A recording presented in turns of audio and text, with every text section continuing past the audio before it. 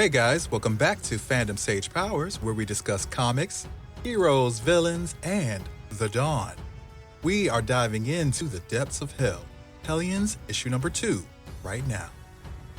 The island nation of Krakoa offers a fresh start for all mutants, no matter who they are, no matter what they've done, no matter if they have no intention of ever changing. But Mr. Sinister has a plan for those mutants, including the theoretically reformed Havok and reluctant team watchdog Psylocke. Channel their destructive energy into productivity, and now the Hellions are on their way to destroy Sinister's defunct cloning lab in the basement of the orphanage where Havok grew up. Man, could this day get more depressing. Waiting on a bunch of muties? Can't believe it. They're not called muties anymore, Carl. Steve's right. They're muties with diplomatic immunity. So let's see they get where they're going, and see they go back again. Look alive, Chief.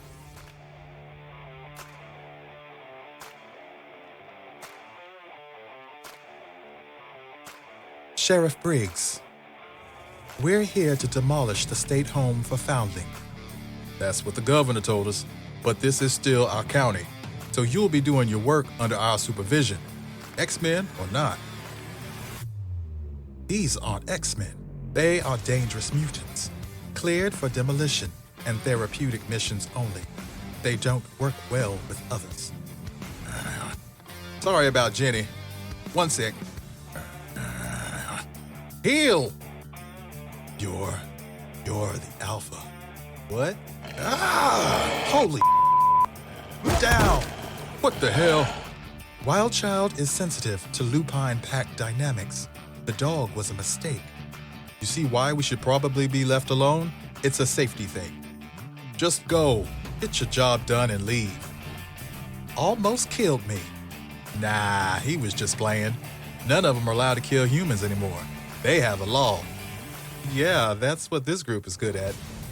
Following rules.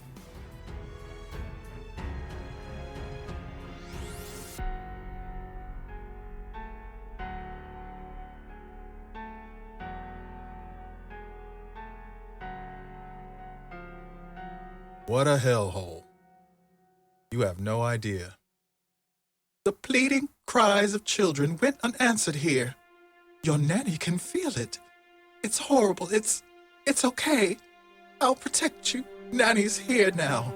The hell? Nanny! That's enough of that. Don't cry, my sweet boy. Are you hungry? Nanny will take care of you. Come to Nanny. I know you're hungry. Get off! Get her off me! Empath, quit it. Fine. Son of a... Oh, relax. She was already acting weird. I just gave her a little push. Come the on. Warned him.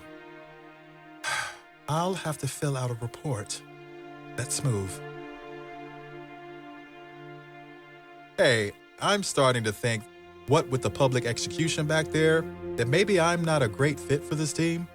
The Quiet Council disagrees. I think they disagree with what happened back there, too. Perhaps, but they know the damage you all carry, and that vanquishing demons is messy work. I don't have demons. Look at me. I'm in the orphanage Scott and I were sent to as kids, where Mr. Sinister had us separated, and I'm fine. I'm telepathic, Alex. Your mind screams at me, just like the rest of them. None of us are fine. Look alive. Mr. Sinister's clone farm. Not for long. I understand this is where you were born and reborn to do the bidding of Sinister. I'm sure you must be... I'm not here to talk about my feelings. Yes, of course. Sorry about trying to nurse you back there. Damn it. I did not know that's what was going on. Why did you have to... Never mind. Give me some damn space to rig the explosives. You hear that too? Something's wrong. What? That wasn't there. What? Them. Whoa! Is that them? What's left of them? The Marauders. John Greycrow paid me a visit, asking after his former teammates again. I can only call his demeanor stoic desperation, which would have been amusing if not for the high-caliber weapon he assembled and disassembled compulsively as we talked. I'm truly saddened that whatever trauma he's endured compels him to hide his completely natural concern for his comrades. I'll order a temporal cytopsy from Emma to get to the bottom of that. But to the subject at hand, bringing the Legacy Marauders to Krakoa is not as simple as it seems. At least not as simple as Mr. Greycrow appears, despite his best efforts, to hope. Mr. Sinister was resurrecting clones of his mutant assassins back when Krakoa was just a murderous island we didn't know how to explain to our friends. To call his resurrection protocols lax does not adequately sum up how antithetical his procedures were to current Krakoan best practices. All that is to say that the current iteration of the Marauders are clones of clones of clones, most likely suffering from generation loss and genetic corruption, some no doubt intentional. Are these current Marauders the most natural versions of themselves? If not, don't they deserve to be? I won't try to force a decision, not a priority I understand, but for now we should apply some political pressure towards Sinister dismantling his clone farm. Once we know we're dealing with the last of the line, we can assess the Marauders' genetic integrity and discern if the whole lot of them aren't better left for the Five to sort out. I don't want to sound like Kurt, but I'd be excited to see what could be made of these mutants if they were resurrected with a little love.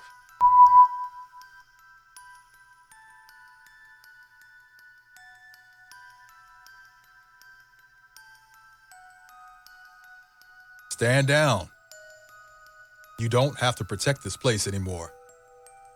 I found us a new home. We can get you all cleaned up. John? The f*** happened to you, Arclight? Shh. Queen. She's your queen. Do you know that you are unloved? Do you know that you are despised? For surely those who sent you knew what I would do to you. Madeline? Madeline! Calm yourself. You're back? When did you come back?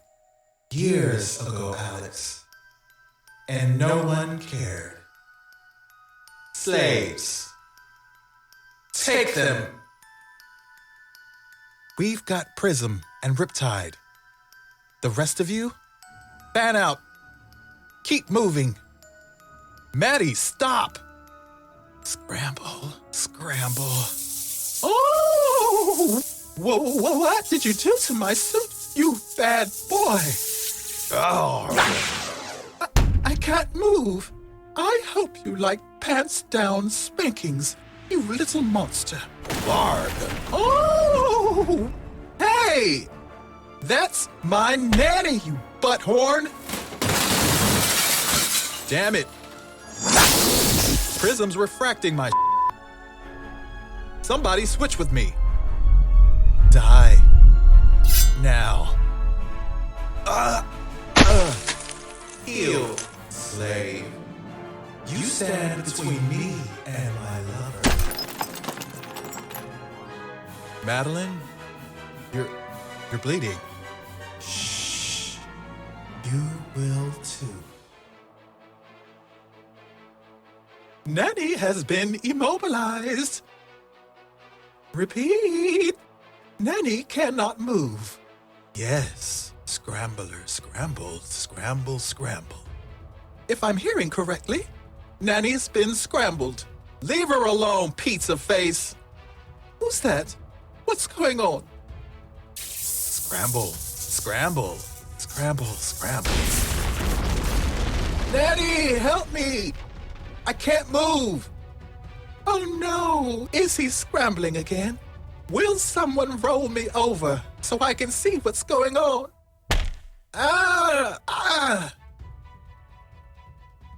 Alex, where are you? Alex! Bye, baby.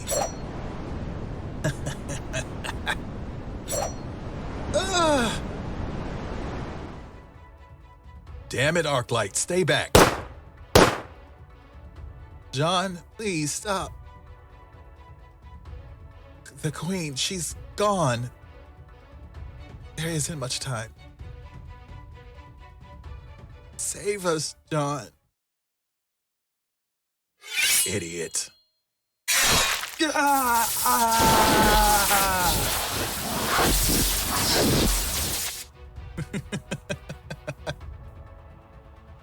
Come, Riptide. We have enough to feast.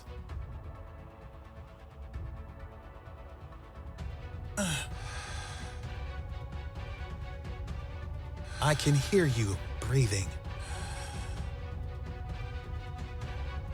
I smell your blood. Too weak to lead. We have to do this now. Yes. Ah! All right, y'all. Hellions goes hard. Issue number 2 elevates the stakes. It kicks everything into overdrive with the team, the Hellion squad showing up at Essex Home for Foundlings, the orphanage where Cyclops and Havok were raised and then separated by Mr. Sinister way back in the day. And underneath, if you did not know, is a clone facility, a clone farm that has been there for a very long time. There have been issues in the past that have alluded to this lab and have actually taken place in this lab. One famous storyline or infamous storyline involving Threnody, a big portion of that story took place in this lab. It would be so cool if Threnody popped up. That would be dope. Anyway, the concept of resurrection is very, very interesting in general from so many different angles. And this issue is tackling the issue of resurrection by examining the unethical and unstable process of cloning clones of clones of clones that Mr. Sinister has been doing for God knows how long. Because as you may or may not know, the Legacy Marauders have been killed and cloned many times. Especially Arclight, because I remember her getting killed several times. Prism for sure has been killed before. Mr. Sinister was basically mass producing them, but probably only one set at a time, but maybe not. Basically get the bang for his buck or stretch their genetic material as far as it can go. The problem is when you clone clones, the integrity of the genetic structure is less stable the farther out you clone. It's like taking a copy of a copy, a Xerox of a Xerox. It becomes grainier and fuzzier and not as well defined as the original. With the resurrection protocols, it's much more sophisticated, much more intricate, I would probably say, because they're not only perfecting that genetic code, they're kind of healing you too, editing certain things out of your genome and your memories to give you the best version of yourself. So we may never have really seen the real versions of them and the actual healthy, stable versions of them if they ever existed, except for Sabretooth, who was there during the Mutant Massacre. I'm pretty sure that, he's always been pretty crappy. But I just wonder, Madeline Pryor being a part of the story is pretty awesome. I'm unsure as to what her end game is. And of course, Alex asked when she came back, and she says years ago, but she seems pretty salty because nobody cared. Maddie's always been a little petty, and sometimes rightfully so. She is a victim of Mr. Sinister and Cyclops to some degree because of how she was treated and kind of abandoned and tossed to the side. But she's really taken it to a really dark place and become the Goblin Queen and summon demons to Earth and try to sacrifice her son Cable at one point. She's since apologized for that part, but she doesn't really apologize for anything else she has done. I like the way they depict her magic too here. It's almost like it's tech magic almost, or cyber magic. It seems like she was like typing or playing the piano. Madeline says something interesting that I had already picked up on from the last issue. Sinister knew that she was there. There's no way he didn't know. She says, "Do you know that you're unloved and you must be despised because whoever sent you here knew what I would do to you." It's kind of messed up that Sinister sent them in and didn't give them a heads up at least.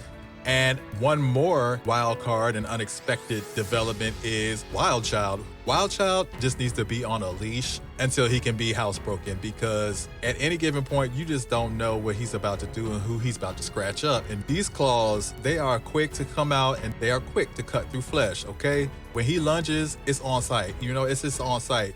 And he's starting to talk a little bit, which is interesting. Like he's kind of getting his mental faculties, but he needs to know who the alpha is, and he's not playing around. he was going to challenge Psylocke regardless, and maybe he was waiting for the opportunity, or it just happened to come. He's going at her. Bad timing. If you like this episode, please give me that thumbs up. And if you haven't joined yet, what are you waiting for? Hit that subscribe button, join the crew, and I'll catch you in the next issue.